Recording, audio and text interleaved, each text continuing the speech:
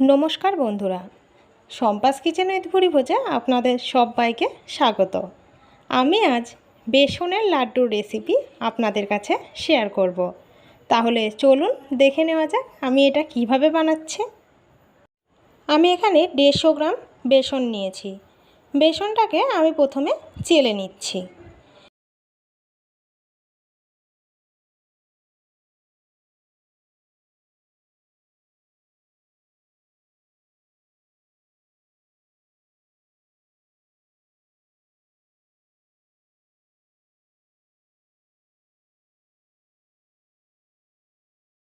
বেসনটা আমার চেলে নেওয়া হয়ে গেছে। এবারে আমি এই ফ্রাইং প্যানের মধ্যে দিয়ে দিচ্ছি ঘি। আমি প্রথমে 4 চামচ ঘি অ্যাড করছি, তবে পরে আমি আরও ঘি অ্যাড করব। 4 চামচ ঘি আমার দেওয়া হয়ে গেছে।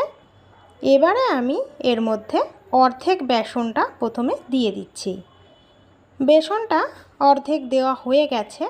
এবারে আমি একটু নাড়াচাড়া করে ঘিয়ের সঙ্গে বেসনটাকে ভালো করে মিশিয়ে নেব। এবারে আমি বাকি যে বেসনটা ছিল সেই বেসনটাও এর মধ্যে দিয়ে দিলাম। এবারে সব কিছুকে আবারও কিছুক্ষণ সময় ধরে একটু নাড়াচাড়া করে নেব। তবে এই সময় গ্যাসের ফ্লেমটা কিন্তু একদম লোয়ে রাখতে হবে, না হলে বেসনটা কিন্তু পুড়ে যেতে পারে। এর মধ্যে আমি আরও কিছুটা পরিমাণে ঘি অ্যাড করে দিচ্ছি। ঘিটা অ্যাড করা হয়ে গেলে বেসনের সঙ্গে আবারও ঘিটাকে ভালো করে মিশিয়ে নেব।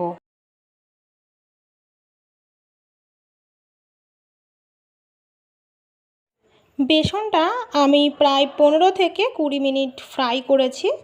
ফ্রাই করতে করতে দেখুন কালারটাও খুব সুন্দর লাগছে বেসনের, আর এর থেকে একটা খুব সুন্দর স্মেল বেরোচ্ছে।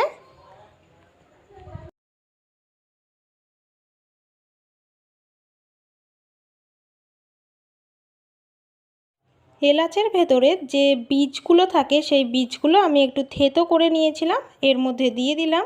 আর দিয়ে দিচ্ছি কিছুটা আমন্ড কুচি। এবারে বেসনের সঙ্গে সব কিছুকে ভালোভাবে মিশিয়ে নিতে হবে। এলাচটা অবশ্যই দেবেন, এতে করে এর মধ্যে একটা খুব সুন্দর এলাচের গন্ধ হবে, তখন লাড্ডুগুলো খেতেও আরও ভালো লাগবে। এবারে আমি অ্যাড করে দেব এর মধ্যে চিনির গুঁড়ো। আমি কিছুটা চিনি গুঁড়ো করে রেখেছিলাম, তার থেকে আমি 3 চামচ পরিমাণ চিনি এর মধ্যে অ্যাড করে দিলাম। চিনির গুঁড়োটা বেসনের সঙ্গে ভালো করে মিশিয়ে নেব। ভালো করে মিশিয়ে নেওয়া হয়ে গেলে আমি এর মধ্যে আরও কিছুটা পরিমাণ চিনি অ্যাড করব।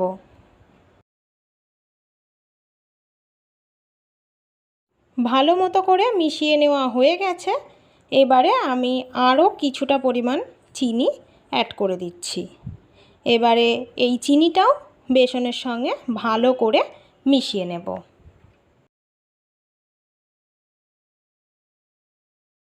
সব কিছু ভালো করে মেশানো হয়ে গেছে, দিয়ে দিলাম একটু জলের ছিটে। আবারও এটা আমি কিছুক্ষণ একটু নাড়াচাড়া করে নেব।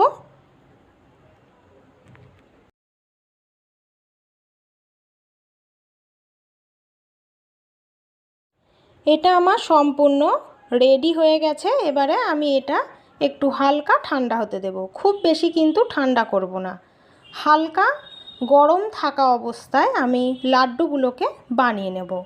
দেখুন এইভাবে হাতে মুঠো করে করে নিয়ে কি সুন্দর গোল করে লাড্ডুগুলো আমার বানিয়ে নেওয়া হয়ে যাচ্ছে। আমি একটা লাড্ডু বানিয়ে দেখিয়ে দিলাম। এইভাবে আমি সমস্ত লাড্ডুগুলো বানিয়ে নেব। দেখুন সমস্ত লাড্ডুগুলো আমার বানিয়ে নেওয়া হয়ে গেছে। এবারে আমি এই লাড্ডুগুলোতে কিছুটা চিনির গুঁড়ো মাখিয়ে নিয়েছি। দেখুন একদম পারফেক্ট দোকানের মতো দেখতে লাগছে লাড্ডুগুলোকে, খেতেও খুবই ভালো হবে। আপনারাও এইভাবে বাড়িতে বানান, আর অবশ্যই আমাকে কমেন্ট করে জানাবেন কেমন হয়েছে। আমার ভিডিওটা যদি আপনাদের ভালো লেগে থাকে তাহলে লাইক করুন, কমেন্ট করুন, শেয়ার করুন। আর যে সকল বন্ধুরা এখনও পর্যন্ত আমার চ্যানেলটা সাবস্ক্রাইব করেননি তারা প্লিজ আমার চ্যানেলটা একটু সাবস্ক্রাইব করে দেবেন। আমি প্রত্যেক দিন আরও নতুন নতুন রান্নার ভিডিও নিয়ে আপনাদের সামনে হাজির হব। সবাই ভালো থাকবেন, সুস্থ থাকবেন। নমস্কার।